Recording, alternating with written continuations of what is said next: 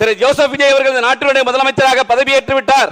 ஒரு charismatic leader தமிழ்நாட்டுக்கு கிடைத்து விட்டார். முதலமைச்சர் ஆட்சி பொறுப்பேற்று 4 நாள் தான். நேற்று திருச்சியில 300க்கும் மேற்பட்ட ரவுடிகள் தானாக வந்து சரணடைகிறார்கள். நான் நேற்றைக்கு ஆதரித்து, இன்றைக்கு ஆதரித்து, நாளைக்கும் ஆதரிக்கிற காரணத்தினால் என்னை ஒரு இயக்கத்திலிருந்து நீக்கினார்கள். தமிழ்நாட்டு மக்களை காப்பாற்ற இருக்கிற நம்முடைய முதலமைச்சர் என்னை மட்டும் காப்பாற்றாமல் விட்டு விடுவாரா, என்னை மட்டும் ஆதரிக்காமல் விட்டு விடுவாரா என்கிற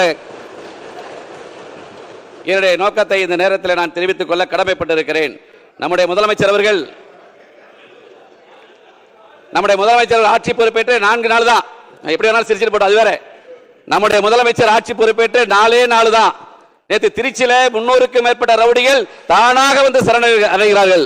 300க்கும் மேற்பட்ட ரவுடிகள். திரு ஜோசப் விஜய் அவர்கள் நாட்டினுடைய முதலமைச்சராக பதவியேற்று விட்டார். எங்களை ஒன்றும் செய்து விடாதீர்கள். தானாக முன்வந்து திருச்சியில 364 ரவுடிகள் அந்த மாவட்ட காவல் கண்காணிப்பாளரை பார்த்து எங்களை எதுவும் செய்து விடாதீர்கள். ஒரு கரிஸ்மாட்டிக் லீடர் தமிழ்நாட்டுக்கு கிடைத்து விட்டார்.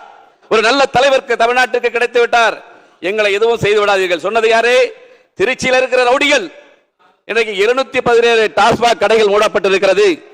கஞ்சா வித்தவெல்லாம் எங்க இருக்கானே தெரியல. கள்ளக்கடத்தல் பண்ணவனுக்கு எங்க இருக்கானே தெரியல. முதலமைச்சர்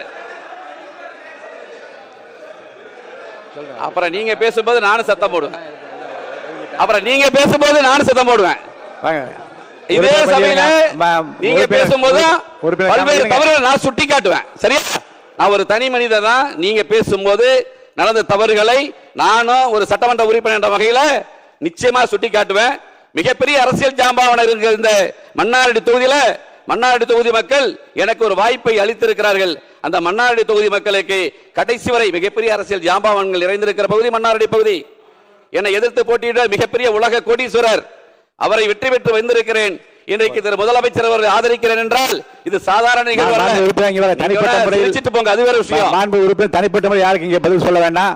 சுருக்கமாக உங்கள் கருத்தை சொல்லிவிடுங்கள். எனவே மன்னார்குடி தொகுதி மக்களுக்கு கடைசி வரை நம்முடைய முதல்வர் அவர்கள் எனக்கு பாதுகாப்பாக இருக்க வேண்டும். மன்னார்குடி தொகுதி மக்களுக்கு வேண்டிய திட்டங்களை, கடந்த காலங்களில் மேற்கொள்ளப்பட்ட பணிகளை முடித்து வைக்கிற அளவுக்கு எனக்கு நீங்கள் உதவிகரமாக இருக்க வேண்டும் என்கிற உத்தரவை அந்த நேரத்தில் தெரிவித்துக் கொள்ள கடமைப்பட்டிருக்கிறேன். நிவேதா முருகன், அப்புறம் நீங்க பேசும்போது நான் குறிக்க பேசுவேன். முருகன், நீங்களும் டெல்டா மாவட்டத்தை சார்ந்தவங்க தான். பூம்புகார் சட்டமன்ற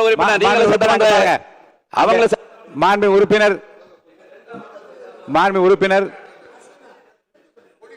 உறுப்பினர்களுக்கு நீங்க பதில் சொல்ல வேண்டாம். உங்கள் கருத்தை நிதானமாக வேகமாக சொல்லி முடிங்க. உறுப்பினர் இடையூறு செய்யக்கூடாதுல்ல. மாண்புமிகு பேரவைத் தலைவர் உறுப்பினர் பேசும்போது இடையூறு செய்யலாமா? நம்பிக்கை கோரும் தீர்மானத்தின் மீது சுருக்கமாக உங்கள் கருத்தை மட்டும் சொல்லுங்க. என்னுடைய ஆதரவை முழுமையாக தெரிவிக்கிறேன். நேற்றைக்கு தெரிவித்திருக்கிறேன், இன்றைக்கு தெரிவிக்கிறேன், நாளைக்கும் தெரிவிப்பேன்.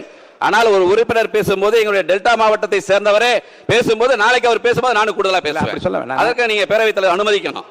என்ன டெல்டா மாவட்டத்தை உங்களை இப்ப அனுமதிக்க முடியாது, அப்படி பேசுவதற்கு அவர்களே அனுமதிக்க முடியாது.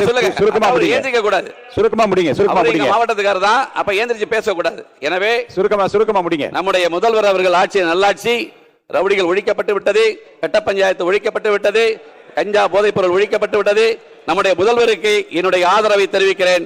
வாழ்க வாழ்க நம்முடைய முதல்வர்கள். நன்றி, வணக்கம். மாண்புமிகு உறுப்பினர்